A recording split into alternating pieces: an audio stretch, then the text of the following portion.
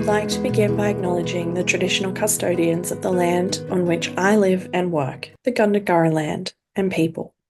I pay my respects to their elders, past, present, and emerging, and extend that respect to all Aboriginal and Torres Strait Islander people. I also want to acknowledge the traditional custodians of the lands on which you, our listeners, are joining us from today. I recognise the deep connection that First Nations people have to this land, their enduring culture, and their commitment to the preservation and care for their country. This land was never ceded, and it always was and always will be Aboriginal land. Hey there, and welcome to Beyond the Surface, the podcast where we explore the stories of people who have survived religious trauma, left high control or cult communities, and are deconstructing their faith. I'm your host, Sam, and each week I'll talk with individuals who have taken the brave step to start shifting their beliefs that might have once controlled and defined their lives. Join us as we dig into their experiences, the challenges they've faced, and the insights they've gained. Whether you're on a similar journey or you're just curious about these powerful stories, you're in the right place. This is Beyond the Surface. Welcome, Brady. Thanks for joining me. Thank you. It's so good to be here. Before we kick in, where in the world are you? I am in pretty much the center of the United States in Southwest Missouri. Okay. Most people know Kansas City, so I'm pretty close to Mm-hmm. there. Yeah. Nice. What's the weather like there at this time of year? Like we're recording in Uh, November. yeah, it's usually a little colder than it has been lately. So, yeah, it's been moderately warmer for the time of Mhm. year, but still getting like our fall season starting a little bit colder, which is nice. Yeah. Nice. Okay, so I like to start these episodes with a super vague, super broad question, which is Love it. where does your story start? Oh man. Um, I really feel like I have two stories. I really feel like I have like the first part of my life and then like the more recent stuff. Mm-hmm. Um, so I mean just like a brief summary, it's a pretty typical like Midwest white evangelical heterosexual like when you imagine your little church kid that was raised and like grew up in it like there's really not a whole lot of the first part of my story that's going to be surprising or unfamiliar to many people. Um, Other than the fact that maybe it's just, boring. So, um, but like I picked up all of the stuff. I picked up all of the evangelical and just religious fervor and traditions and just your typical like conservative family in the middle of the United States. So Mm. Um, that was kind of like the background. But it really, really changed several years ago when things just kind of like fell apart. Mm.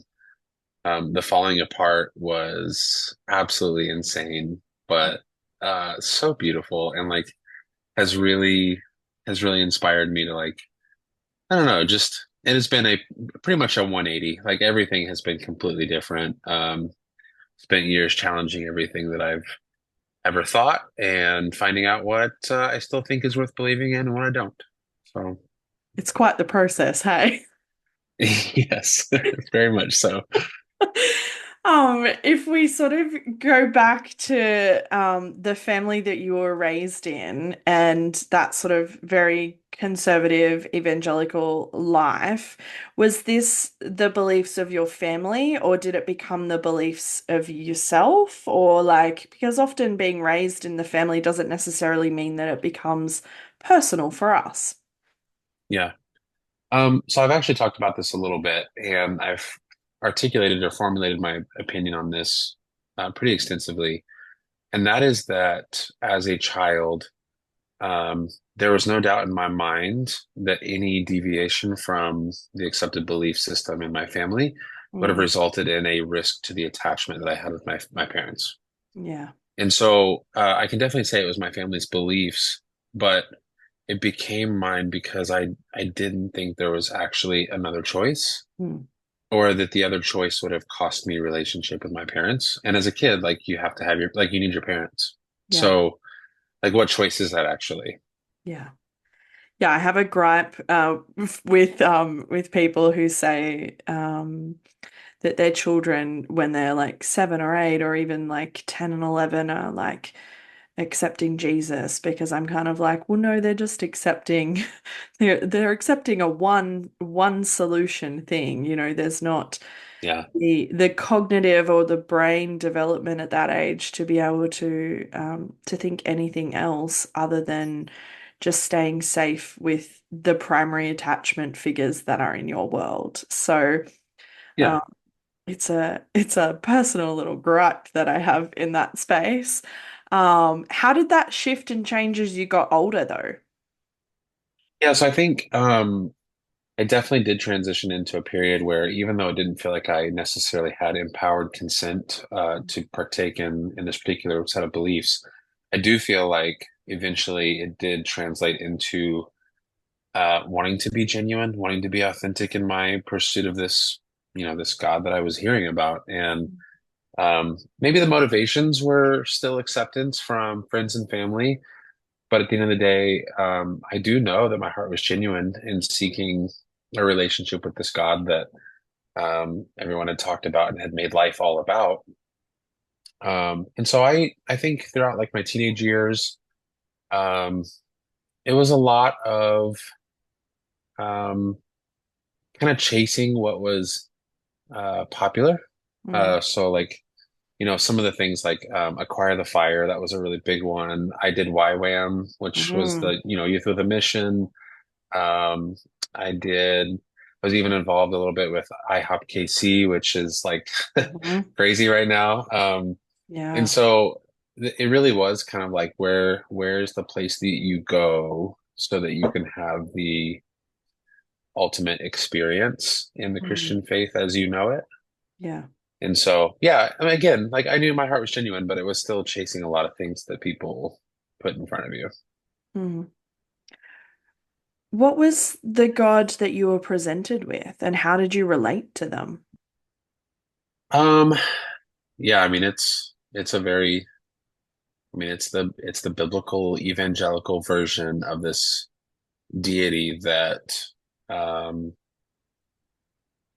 really, thinking back now to it, was really a narcissist in the sense that it was very much all about um, sacrificing and letting go of this life in order for the next. And if you do it wrong, well, you get to spend the rest of your life burning in eternal conscious torment. And so, yeah, I mean, I mean, I hate to be like boring, but it was your very stereotypical Christian evangelical God. Like, there's Yeah. very little deviation. Mm. I mean, I guess I ask that question because, often, we have the idea that we are created in the image of God, and that, we are an extension of who that is. And so I guess, how did the God that you were presented with impact on how you viewed yourself? Mm. Yeah, I mean, that's essentially it has led to a lifelong journey of shame. Mm, Um, because the experience is that not only was I born evil, but left to my own desires, I would always choose the evil thing. yeah. And so I'm just inherently bad all the time. And unless I discipline and essentially, you know, I mean, there was all the things. There was like accountability part, like Yeah. everything was just like all about this idea of if we leave Brady alone for just a second, this guy's going to end up going to hell. Like Yeah. that was like how all of this was structured. And so, really the way it impacted my life was that I had to figure out how I could endlessly bleed for this God so that maybe I would be good enough. Mm, And that's a really hard way to live because um, there's always the crazy thing about it is there will always be somebody else somewhere that will tell you you're doing it wrong, no matter what you're actually doing. Like it doesn't actually matter. yeah. And so as good as you think you could ever be in the faith, there will always be someone that is challenging you to do better or that if you don't do it a certain way, you're not living out the call God has for you, or whatever like phraseology that was used. But yeah, so yeah, I mean, the whole life is basically just like I suck, and I just have to like keep beating myself up to do better. Yeah. The amount of times I heard the phrase die to self is just like insanity. Like it was just it's insanity. But you're right, in some way, like you are never going to please everybody, right? You're never going to do it right in the eyes of everybody. It reminds me of there's an artist, Candy Carpenter. I don't know if you know who that is, but anyway, Sounds familiar. she has an album that's about her own deconstruction and growing up as a pastor's kid. And one of the lines in her song is "Everybody goes to hell in someone else's religion." And Hmm. it's Yeah, I love it because it kind of puts things into perspective that you are never going to be all right with everybody. yeah. It is someone's going to see it as wrong. Someone's going to see it as not okay. How did that impact, I guess, that view of self? How did that impact on relationships and friendships and how you related to people in general? Yeah. No, it actually became this obsession with proving my value, proving my worth. Um, I'm not sure if you're into Enneagram at all, but Mm, I am an Enneagram 2, which is the nice. helper, right? Um, Essentially, it was like it's such a bad combination to be in that type of religion and then also be an Enneagram 2, because essentially what that looked like is that I was literally purchasing any sort of value or love from anybody that would give it to me by being endlessly sacrificial and helpful to everyone around me. Yeah. Um, and the church really did actually prey on that because, I used to get like these like, I don't know what to call them, awards, but I would get recognition at church for serving as often as I did. Mm, And so to me, it was like, I don't know, just like one little token in the belt for the fact that I had some value somewhere. yeah. Um, I didn't realize that it was really extremely superficial and came crashing down very easily. But yeah, I mean, in friendships, and I mean, I was constantly the pursuer. I was constantly chasing down people. And instead of just saying, "Hey, I would like a friend," I would say, "Hey, how can I help?" Yeah. And tried to purchase my friendship that way. It was like, it basically set me up for a lifestyle of me consistently giving 100 or even 110% to any relationship or organization, and hope that I get 20 to 30% back. Mm, And so it was an incredibly lopsided relationship. It was very transactional too. mm, Um, it was like, what have you done for me lately? mm, And then it also, unfortunately, really got everyone used to the level of engagement that I would have.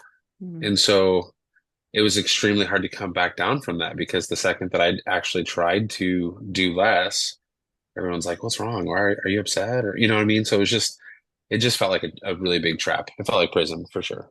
Yeah.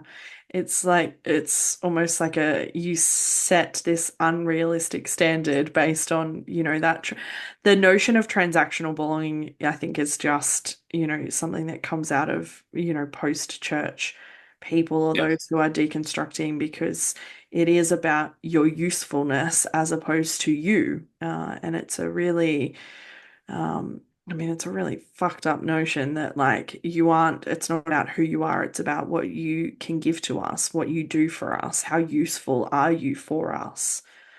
yeah, And that's exhausting for the person who is doing it.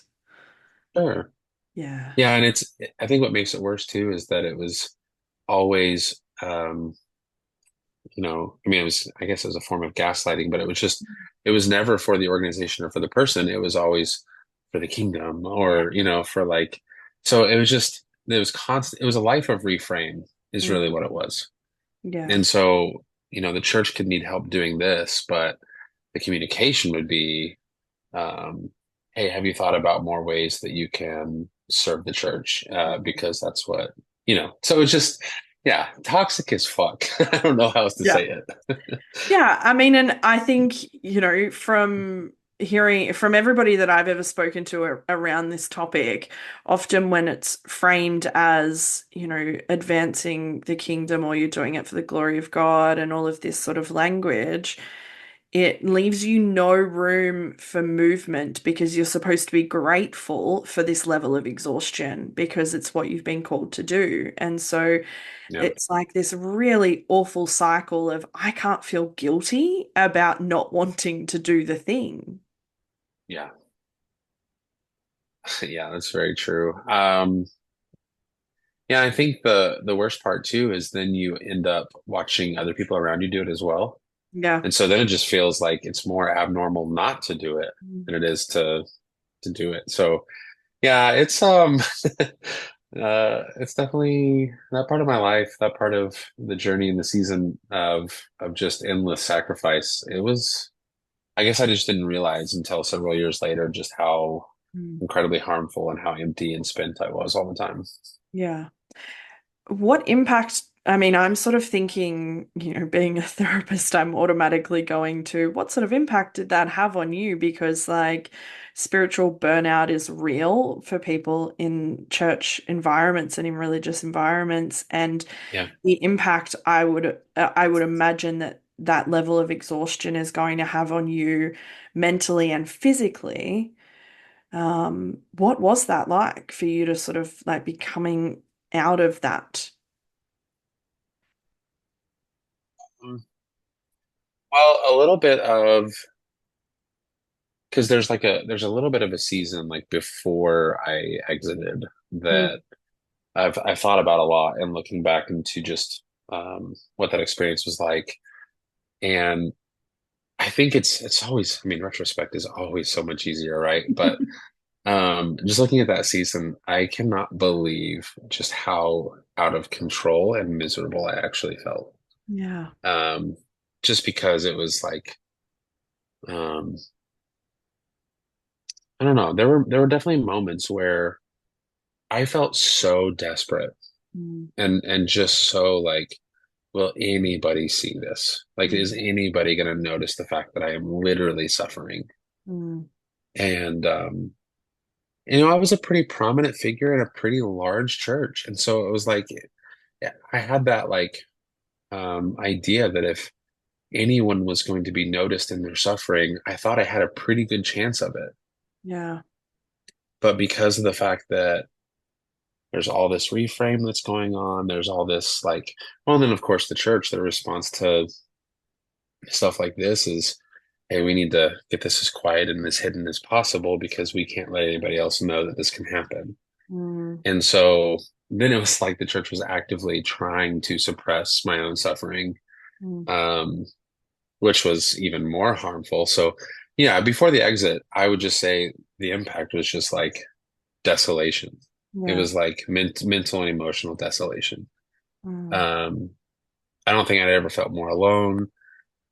And then there was like the feelings of being used.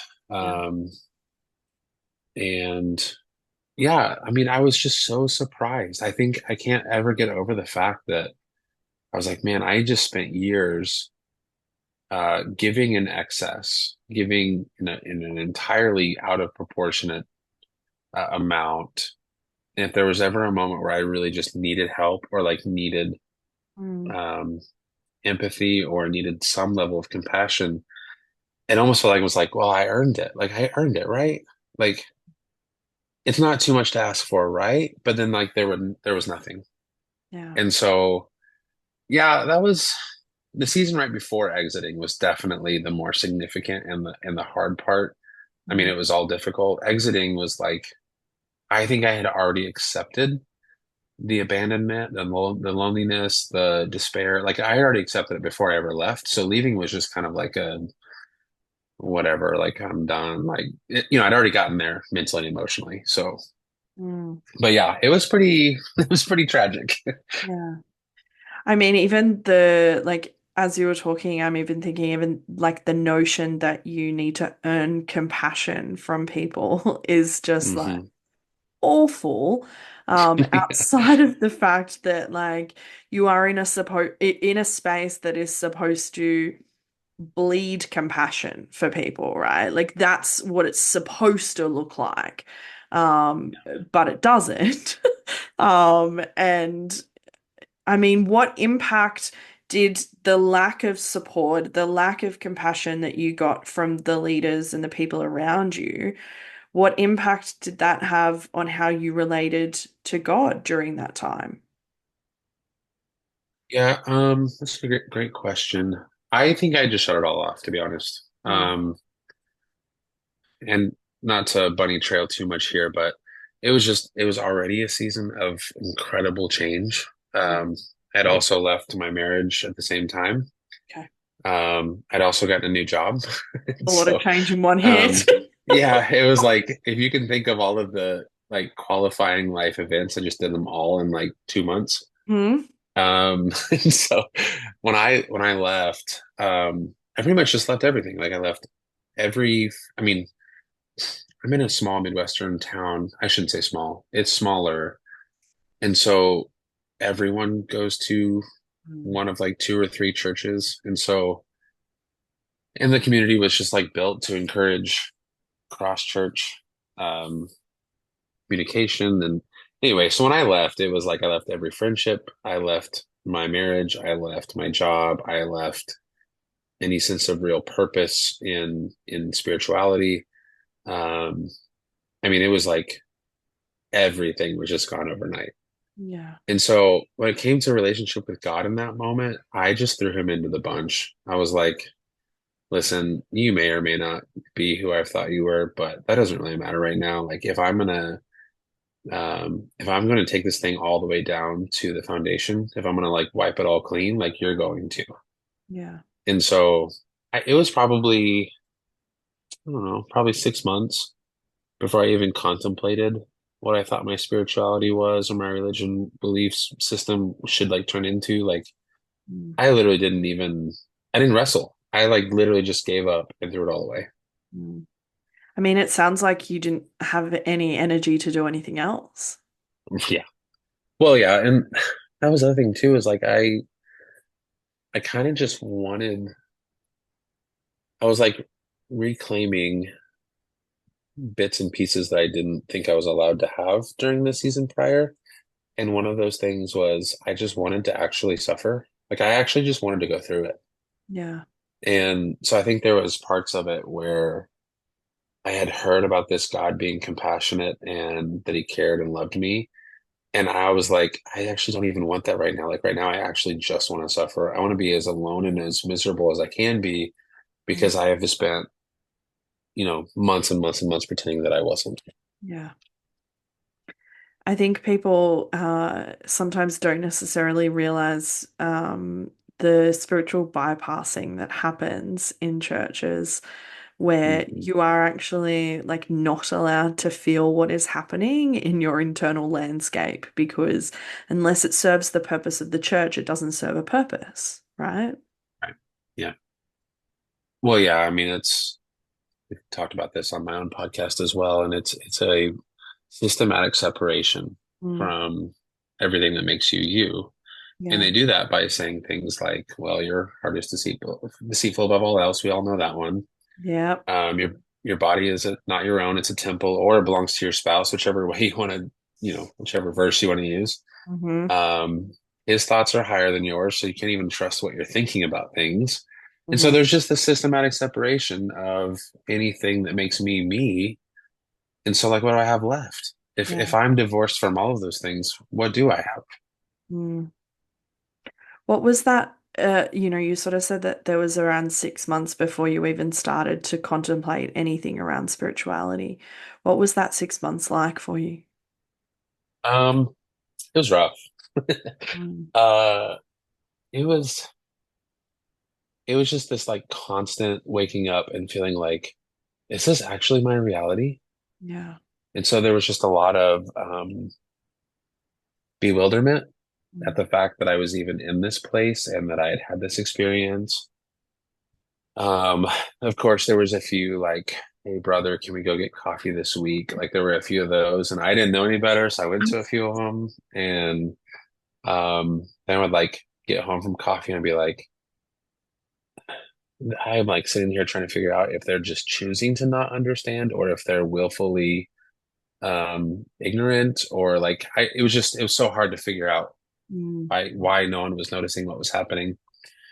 Um, but yeah, it was definitely, I wouldn't trade it for anything. Like I'm so glad that that season happened, but it was also one of the more miserable times I've been in life. And so yeah, I'm so thankful that I chose to do the suffering, mm, as hard as it was, just because it was like, it was also some level of freedom to finally, like, that's really what started the reclamation and the reconnection with me and myself. And so, yeah, if it wasn't for that season, I mean, I don't think things would have ever gotten any better, but it was obviously a pretty detrimental and miserably lonely experience. yeah. What did you learn about yourself during that 6 months? It is so much. Uh, yeah.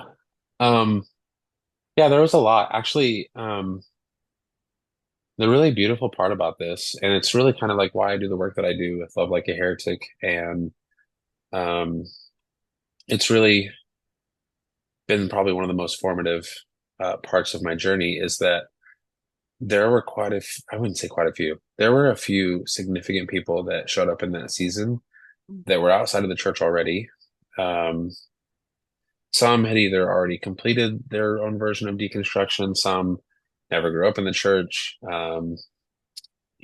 Probably not surprisingly, quite a few members of the queer community, obviously, because like I think whenever you're in the queer community, you like recognize the type of, um, you know, abandonment. Like you can just see it on somebody's face. You're like, I get it, I know. yeah. And so, yeah, there was a few people that were like showing up, and there were just these little like tastes of the compassion that I thought the church was supposed to bring. And it was coming from like ironically, some of the most like compassionate moments I had in that season.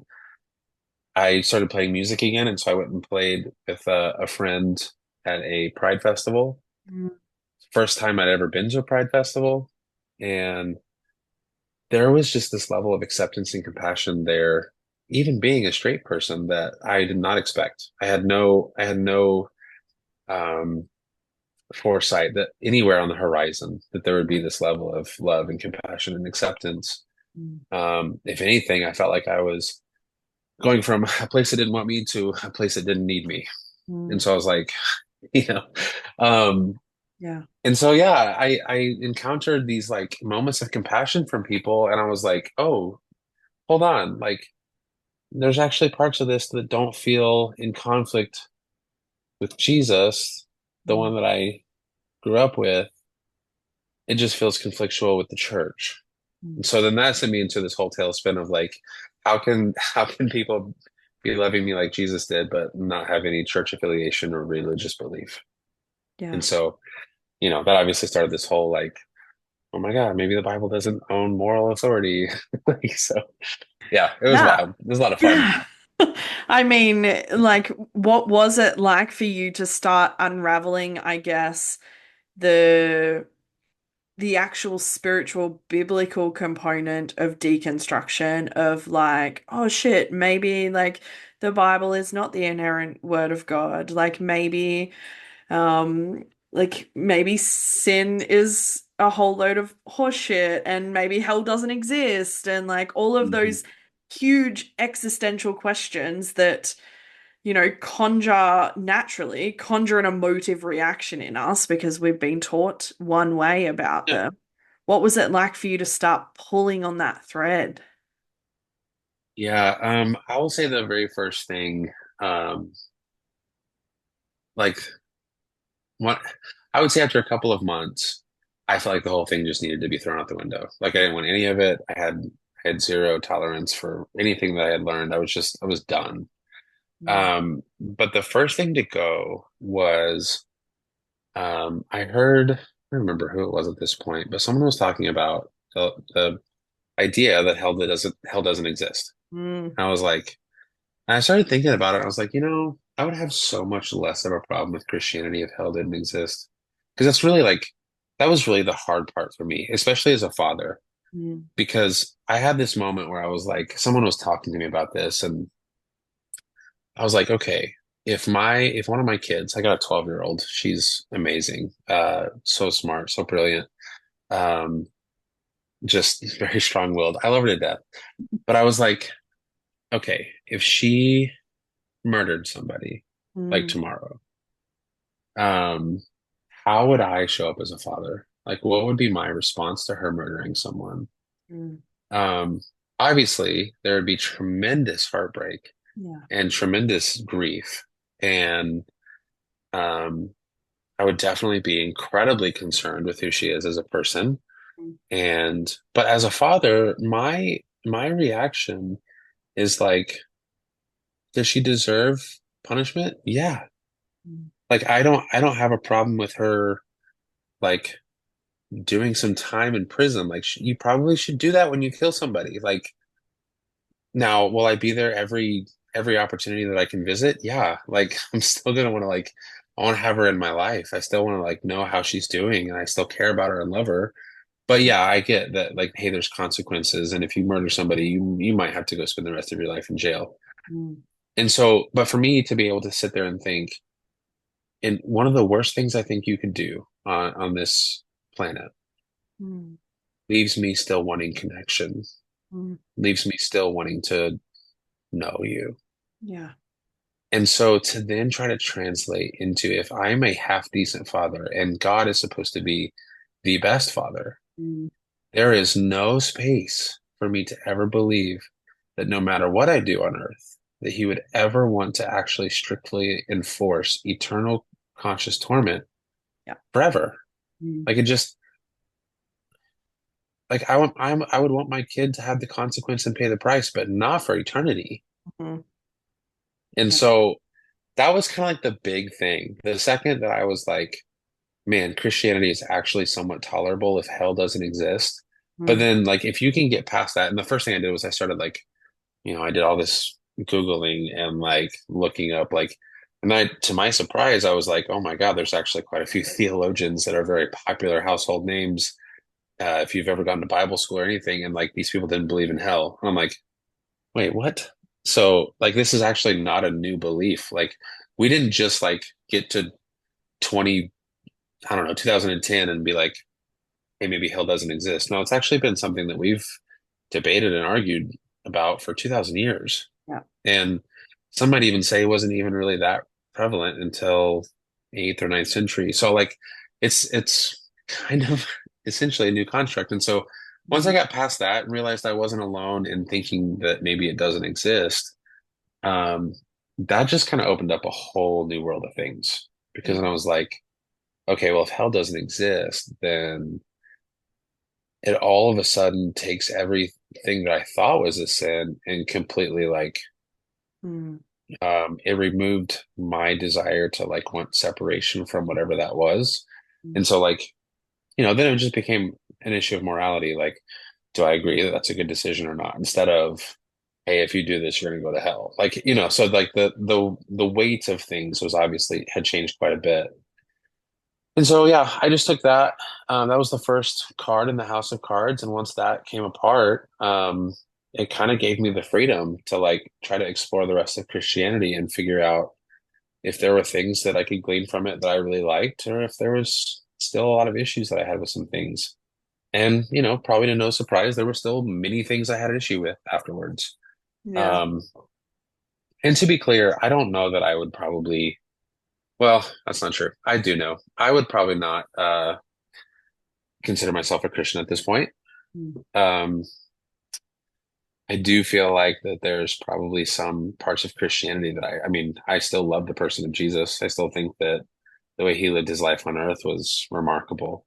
mm, Um, but to believe that the Hebrew God is the only one, mm, or the right one, there's just really very little evidence to support it. And it just makes us one more in the number of people who believe their religion is the right one. And Mhm. so um, I am a very spiritual person, but I have departed from Christianity and am likely never to return. Yeah. I mean, I would say that the hell card is a pretty big card to start with in terms of Yeah. deconstruction. I mean, I feel Hey, like we just most went all people the way start, in. yeah, most people start a little lighter. But like going knee deep into hell, I mean, it's unsurprising that like the rest kind of like followed after that. Yeah. It's one of the big ticket items, to be fair. But I think, you're talking about sort of morality. One of the bigger things I've found is when people realize that actually you can have morality without the Bible. Like, if the Bible is the only reason you're not going around murdering, like, stealing and lying and all of those awful things. If the Bible is the only reason you're not doing that, then we've got a whole nother problem at hand. Also, and also keep reading your Bible because Yes, like absolutely. you don't need you going around killing people because you couldn't read the Bible. No. Just keep Yeah. reading it. So, Yeah. but yeah, I mean and that's the part where I think the church has done a really good job of Mm. othering and separating. And Yeah. so there's the church people and then there's the world, right? There's always this black and white like Yeah. line. Mm. And I think once you step outside the church Mm. and you're like, oh my God, there's actually good people out here. Yeah. Well, that kind of like messes up everything. It kind of like screws up this whole they will know we are Christians by our love. Give me a fucking break. Like I've experienced more love from non-Christians than I have from Christians. Yeah. So explain that. Explain that. Yeah. Yeah. Absolutely. And I have probably experienced much more hate from, Christians than I have non-Christians. So, like, Absolutely. yeah. I mean, in terms of, morality and values and all of those sort of things that, it's what drives the way that we live our life. What was it like for you to reconstruct and create what your value system was outside of what it was supposed to be? Yeah. One of the phrases I've used pretty often is that my exit from Christianity freed me from the feeling like I had to be perfect. Mm, And so the phrase was, if I don't have to be perfect, maybe now I can be good.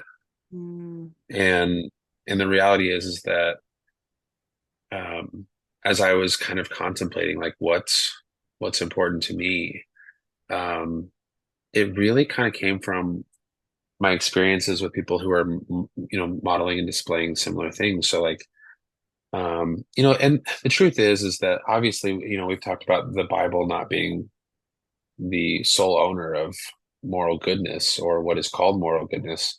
But the reality is that there are things that society agrees on that is morally good, and there are things that are in several different religions that are all kind of correlating the same thing. Like we have these basic human truths that um killing people is wrong.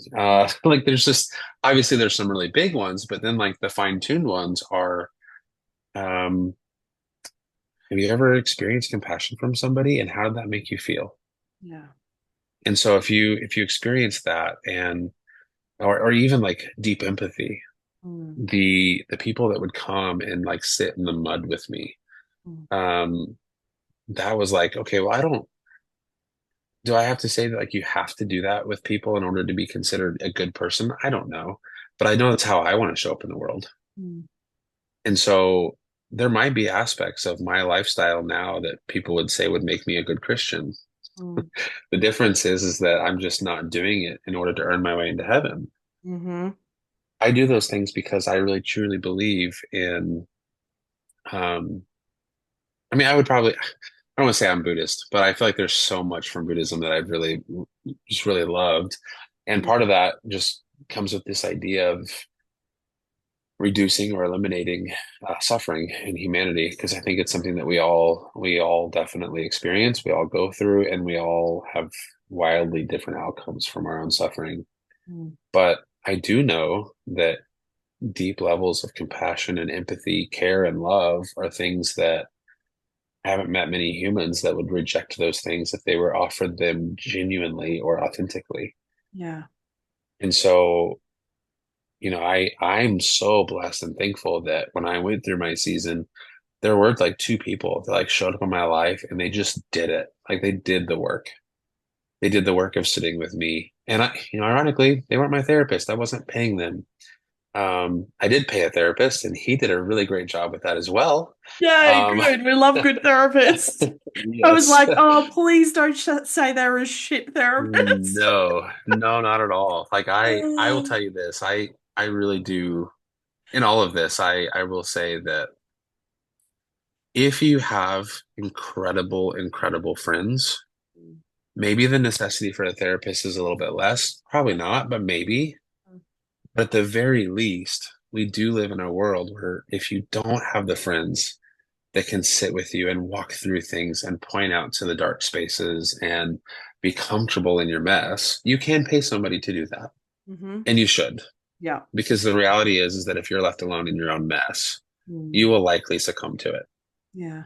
Yeah. And so we are creatures that were made for connection. I truly believe that. Mm-hmm.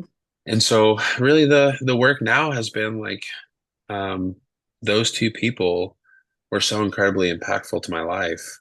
It feels like I've been rescued like I thought a savior would, Mm. but just by some regular people. Mm-hmm. And um yeah, it inspired me and motivated me to like be that person Mm. for others because ironically, we're in a time where this is happening a lot. Like I am not an anomaly. Mm.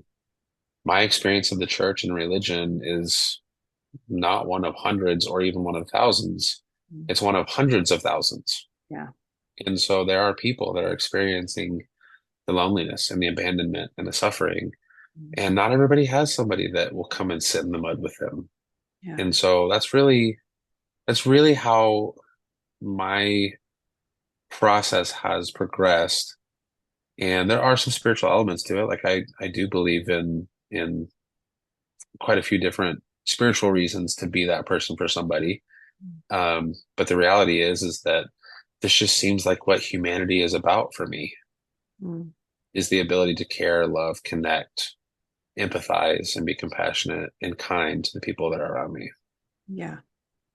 It makes me, and I'm hoping that I'm going to say this right, but it makes me think of the little like tagline that you have in your bio, which is to be vulnerable with safe people and to be safe for the vulnerable. Is that right? Did I Yeah. get it right? Yes, you got it right. Yeah. Yeah. Um, Yeah.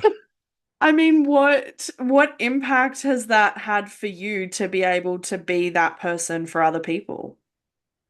Yeah. So it's definitely something I'm very passionate about. And I think one of the reasons I'm so passionate about it is because of the fact that it's incredibly rare. Hmm. It is so rare to Yeah. find safe people when you're feeling vulnerable. Mm. And it is incredibly rare that once you feel like you have done the work and have become somewhat of a safe place, to find people that are willing to be vulnerable, Yeah. because most of them are guarded and defensive and have had a lot of experiences with unsafe people. Yeah.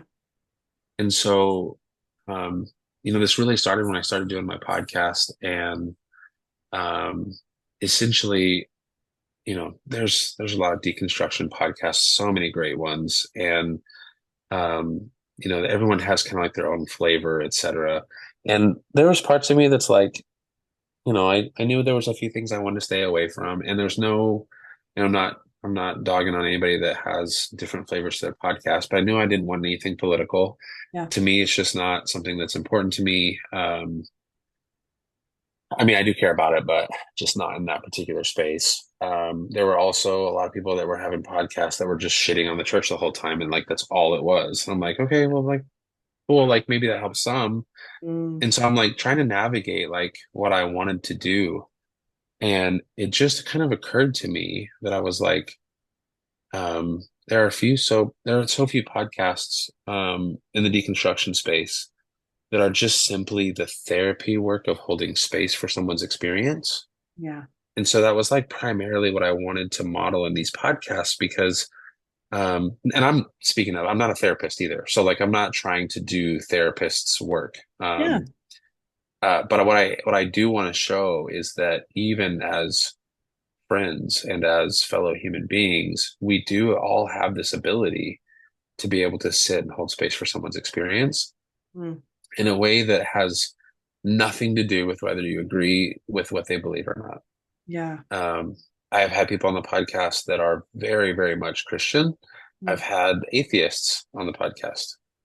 I've had very, very normative heterosexual white people. I've had people of color and queer, affirming and queer individuals on the podcast as well. And so, like, the idea wasn't like, I don't really care so much about like, um, what you belong to. It was more just like, hey, we're all human, and that means that we all possess this ability to actually just sit in the mud, to Yeah. just to say, listen, if this experience caused you grief, let me just grieve with you.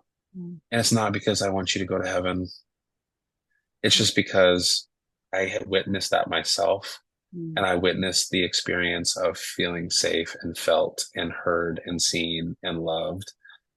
And if I'm not showing up in the world that way, which obviously I'm not going to do it perfectly, but if I'm not dedicating at least some of my life to that experience, then I feel like I've just become a consumer. Yeah. And so, yeah, I mean, that's really kind of where that came from, is just recognizing that as I started doing this, people's responses were pretty consistent. Mm. And they were like, man, Brady, you seem like a pretty safe place. And I'm like, okay, well, I'm not. Like, I'm a mess. I'm just like everybody else. The difference is that I'm just trying. And I just wanted to paint the picture that we could all do this.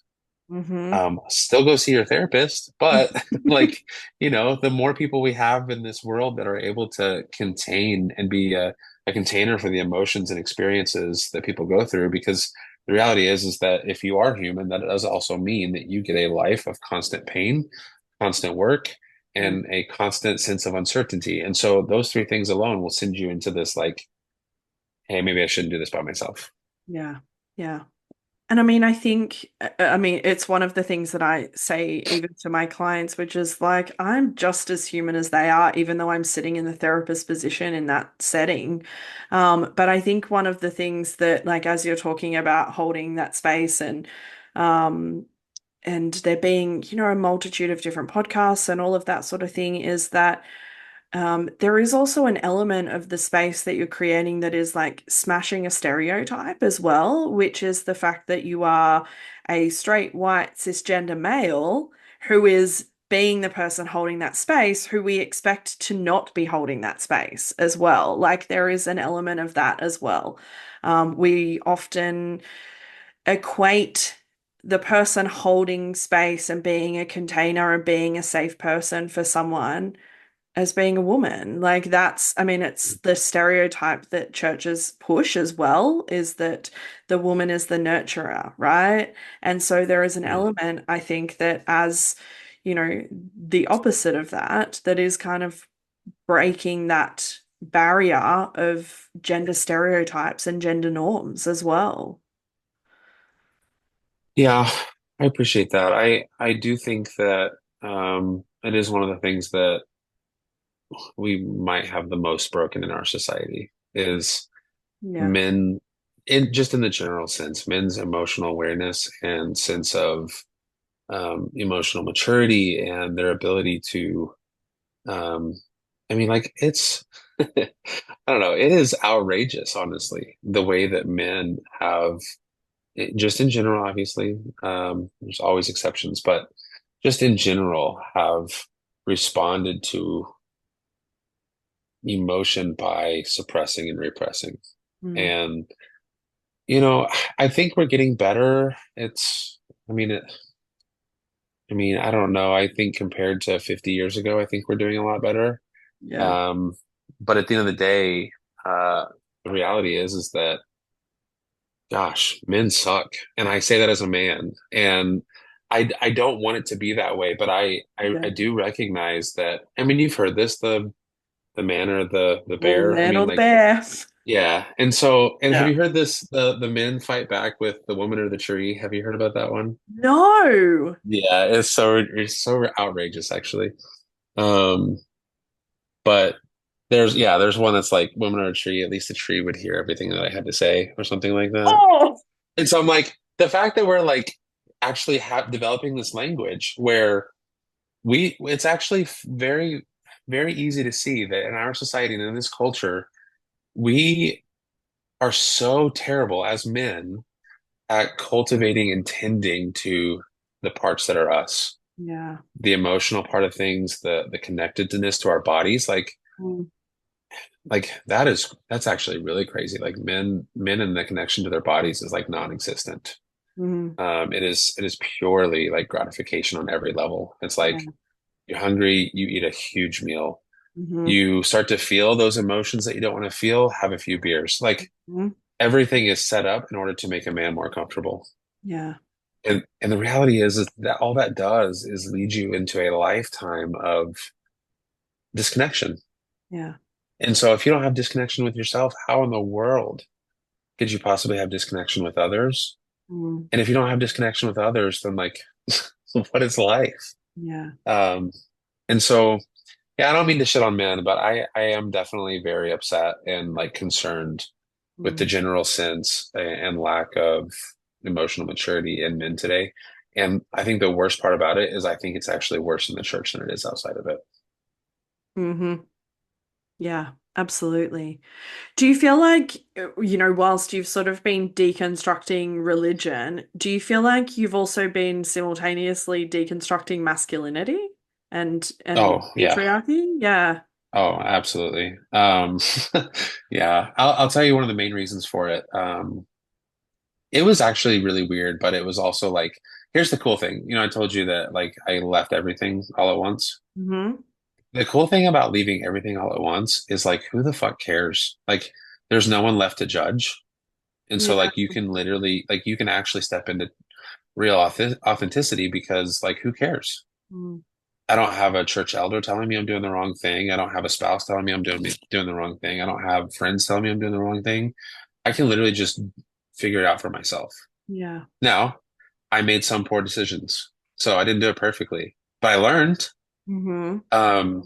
But part of the weird thing for me, which I just did not foresee coming, is that in that season of life, and even to this day, um, almost all, I would say 90% of the connections and friendships that I have are with women.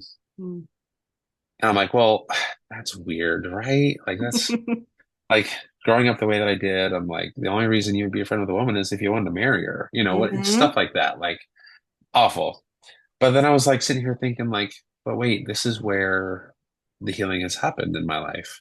Yeah. There have been a few women that have come along and have been kind and nurturing and compassionate without any expectation for some romantic relationship. Mm-hmm. And so that was confusing because I was like, wait, this is something I'm not supposed to be doing. And it's not supposed to be having a good result. It's supposed to be having a bad one. Mm. And so I guess part of that really did lead to the deconstruction of the patriarchal system as well, just simply because all I was looking at was men not showing up and women showing up. Mm. I'm like, wait a second, why are men in charge? Like, why are men running this Why if the are women are men in doing so much charge? better? That's what I'm saying. Like, it's kind of ridiculous. In fact, there was even so many times where like you have to listen to it. There's a podcast episode we did on the patriarchy and in the church. Yeah. Um, but one of our conclusions was like, we have this conversation about equality for women, and I'm like, I'm getting to the point where I'm like, I guess I'm a feminist because I'm like, I don't Mm. know. I'm pretty sure a woman would do that job way better than a man would.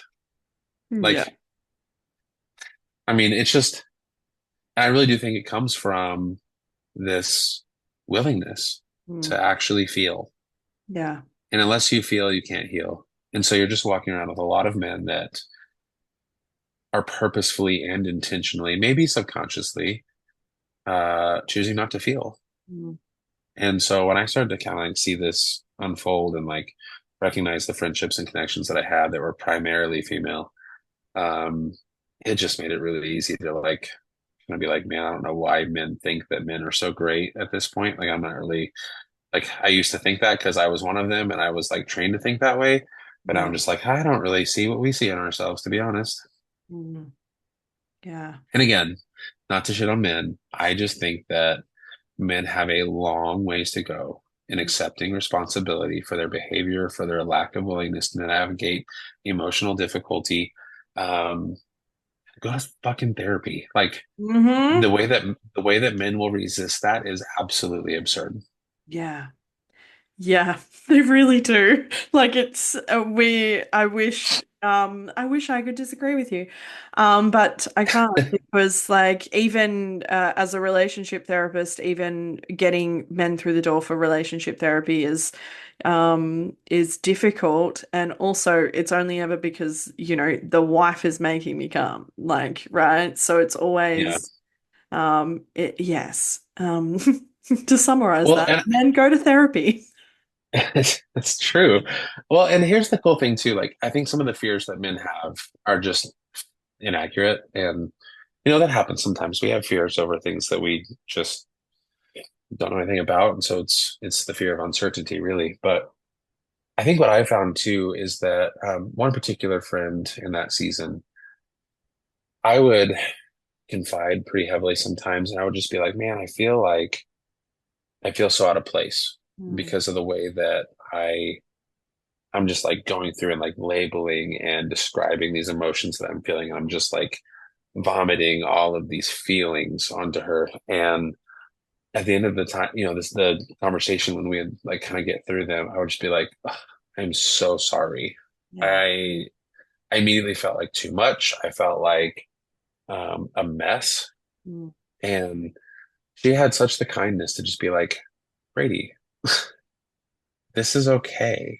Like mm, you're allowed to feel things. yeah. And actually, the fact that you're willing to feel them and to describe them, label them, and talk about them, Mm, that's a strength, not a weakness. hmm. And so I was like, wait, what? And so I expected rejection and instead found encouragement and acceptance. Yeah. And so I think a lot of times, I spent 30, a little over 30 years believing that my emotions would end up making me undesirable or rejectable. Mm, Why did I feel that way? I don't know. I mean, it's obviously the system, right? Like the way that we were born and raised. But this is why I do the work that I do because I do want, I mean, everybody, but also men to be like, hey, there is actually a level of safety that you can have in your emotional vulnerability. yeah. And actually, we kind of need it. Like, quit shutting that shit up because we actually kind of need it. Also, if you have kids, they need it too. Hmm. Um, the level of attunement that you can offer to a child that can radically change their life, fucking important. And you Yeah. definitely can't do that if you can't even label your own emotions. Yeah. Yeah. So, I mean, if we shift gears, because I feel like yeah, otherwise that's going to derail the conversation, because I feel like we could keep talking about it. sure. But if we shift gears into, like, you've mentioned a few times that like there is still like a core spiritual part of who you are, what does that spirituality look like now post church? Ooh, that's a great question. It's been a couple of years now, so like I feel like I should have really good answers for you, and I don't, unfortunately. Yeah. But I will describe like what my experience has been so far. Yeah. Yeah. So I do feel like there has been enough experience in the last couple of years post church that has left me feeling like I could never reject the idea of the divine. Like Mm, I really absolutely do believe in the divine. mm, Um, and it's not because there's this like romantic idea that the divine cares about me, and it's not because like I needed $50 this week and $50 showed up on my doorstep. Kind of like the church would like say God is real by those types of displays. So it wasn't that either. Um, but there was just like, I don't know how to describe it other than to say deeply in my core, I just know. mm. there is something about um, my experience that tells me that there is intimacy in the divine, Mm. with the divine somewhere in me. Yeah. And so, obviously, like I've done exploring, like I've looked at different religions' gods and like tried to find one that like matched my own experience of how I thought God was. Mm. That didn't really like come up with anything super great. Um, but one of the things that has actually been a very prominent thing that just will not go away and is only getting louder Mm. is that my experience of the divine is almost always amplified tremendously in nature. Mm-hmm. And so, uh, is it possible that it's the Hebrew God? Sure. I don't know. Yeah. Um, what I think personally is that even the Christian Bible and the Hebrew God is some human's depiction of what their experience with the divine was. Well, why can't I have my own? Mm-hmm. And so personally, I believe the divine is feminine, maybe masculine as well, but I feel like I experience more of the femininity of divine nature than I do masculine. Yeah. Um, and so like when I hear people talk about the earth as being God, and I think about, then they talk about earth being her, and I'm like, I can't really disagree with any of that in my own experience. Yeah. I kind of feel like Pocahontas a little bit right now, like just in the sense Yeah. that I'm like talking to willow trees now or Colors of whatever. the But wind. Yeah. yeah, like, but Uh, as crazy as that sounds, at least in my experience, I do felt like there has been mm. more of a resonation internally with that Pocahontas song than any worship song I sang at church. Mm-hmm. And so there was one night, there was one experience that was like it was in April of this year where I was out in the woods late at night and it was very still and the moon came out and the trees were just everything was like serene and immaculate. And I remember thinking like I don't know, an overwhelming sense of there is something. Yeah. And whatever there is, it is here in these woods, in this, not in a particular location, but Mm. um it was just I felt the presence of the divine caring. And Mm. so sometimes I'll call her universe, sometimes I'll call her earth, sometimes I'll call her divine, sometimes I'll call her the force if I'm talking to a Star Wars nerd. Like I don't know. Like it doesn't really Yeah. like the name doesn't really matter to me. It's just that my spirituality has actually only ever grown Mm. in my ability to connect with myself. Yeah. And so yeah, I actually feel more spiritual now than I ever did in church, which is really weird. But Mm-hmm.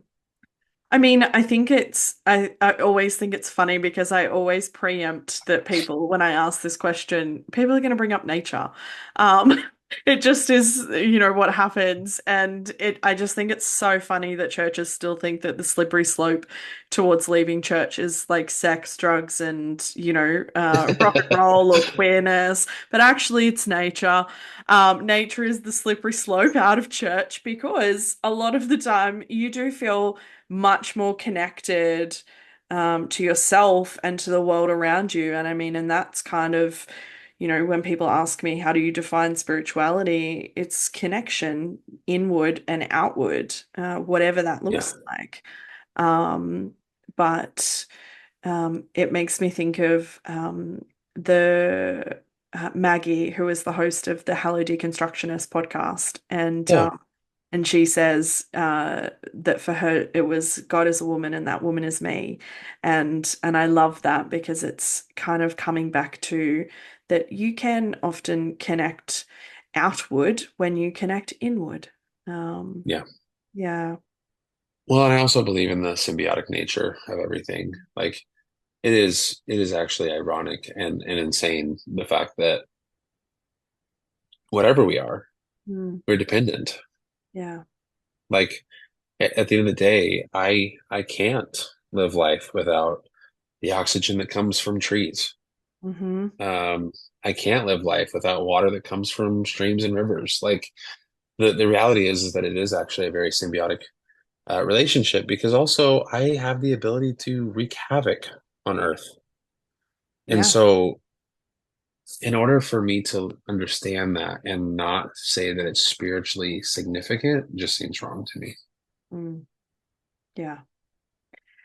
Part of what I love to do with these episodes is to reclaim language that I think for a long time we felt like the church, or particularly evangelical Christianity, owns.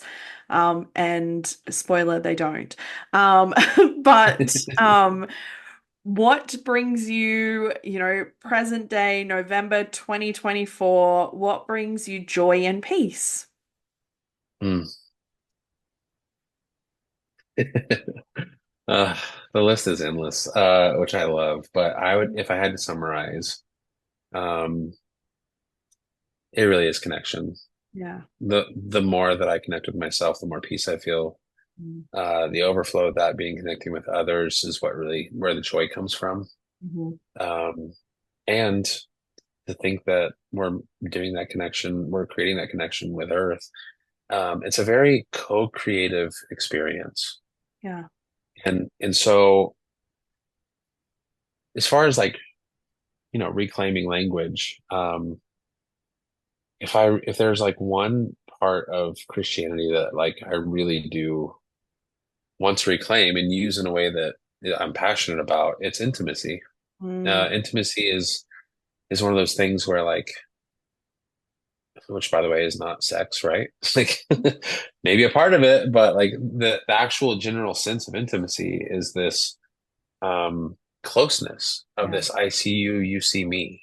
Mm, And the intimacy is like um like if you ever have somebody over at your house, like even if it's a really, really close friend, there's still that like one area of your house that you wouldn't show them. Like you wouldn't like if they see it, okay, maybe, but like I'm not gonna go like display it for you. Like that's my closet. Like yeah. or maybe it's a drawer. Like as close as you can get with somebody, there's still in our human nature this desire to close off parts of us.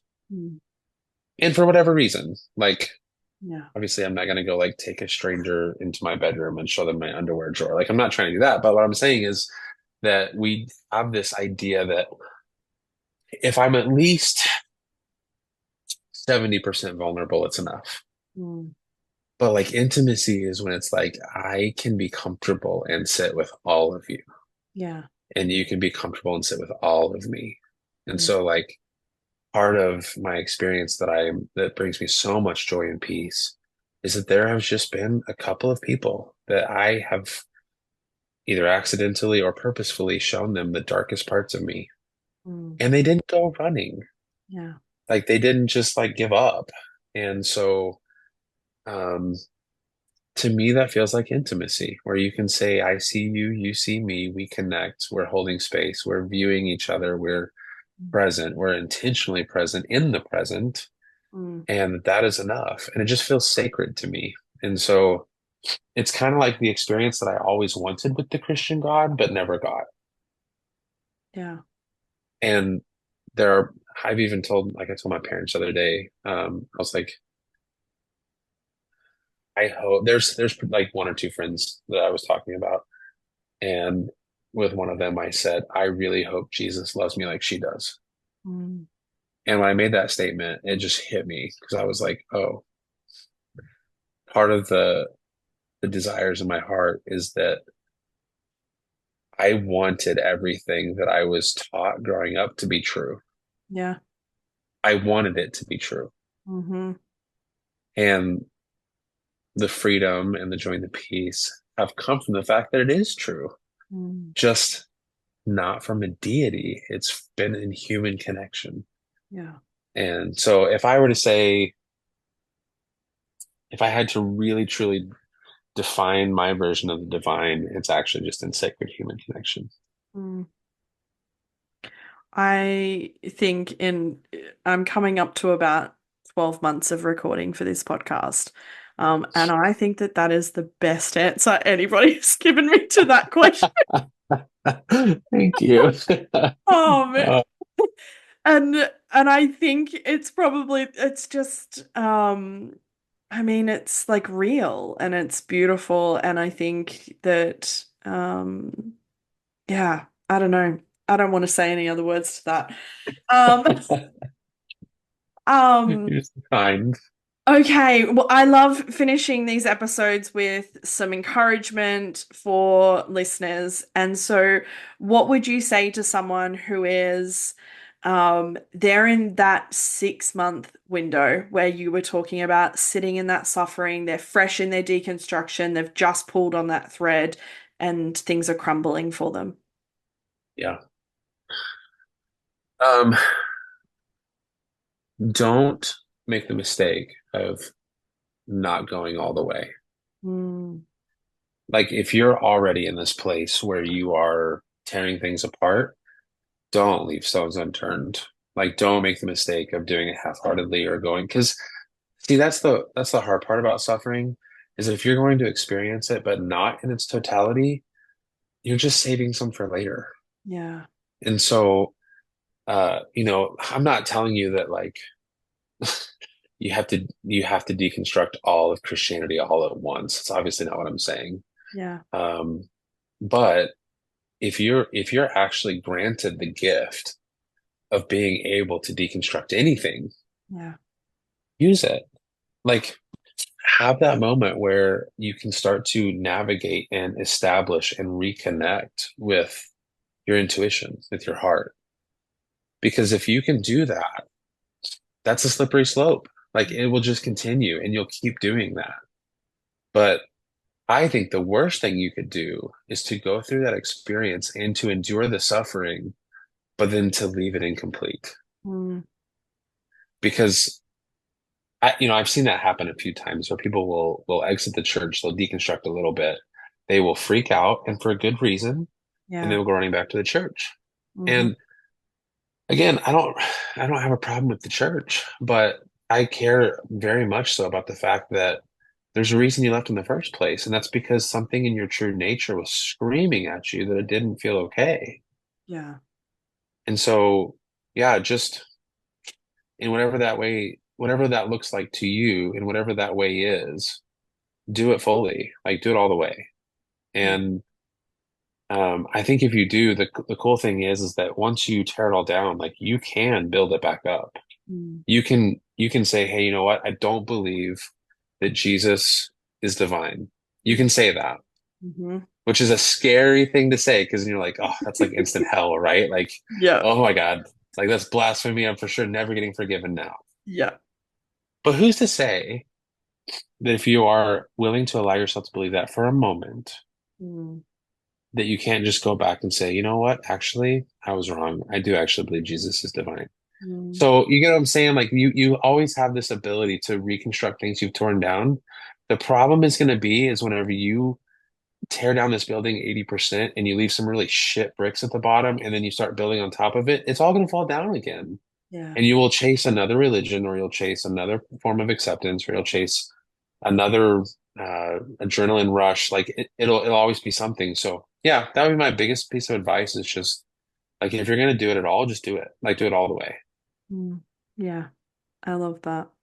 And I think, often when we do it all the way, we are left with, the most core part of who we are at the end of it. And then we get the ability to build whatever that looks like from the most purest part of ourselves. Yeah. And that's when you I know. would rather I would rather be authentically wrong Hmm. than to be inauthentically right. Yeah. Because at least in one of those, I have me. Hmm. And I know that when I have me, I have a good thing. Yeah. Yeah. It allows you to cling on to, irrespective of whatever is crumbling around you, it gives you a groundedness and a centeredness in yourself and in your inherent goodness, which just might oppose what you've been taught, but it's very I can't believe true. this. I might actually be good from birth. My goodness. Who knew?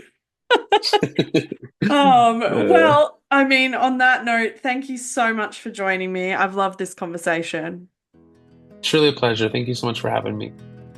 Thanks for tuning in to this episode of Beyond the Surface. I hope you found today's conversation as insightful and inspiring as I did.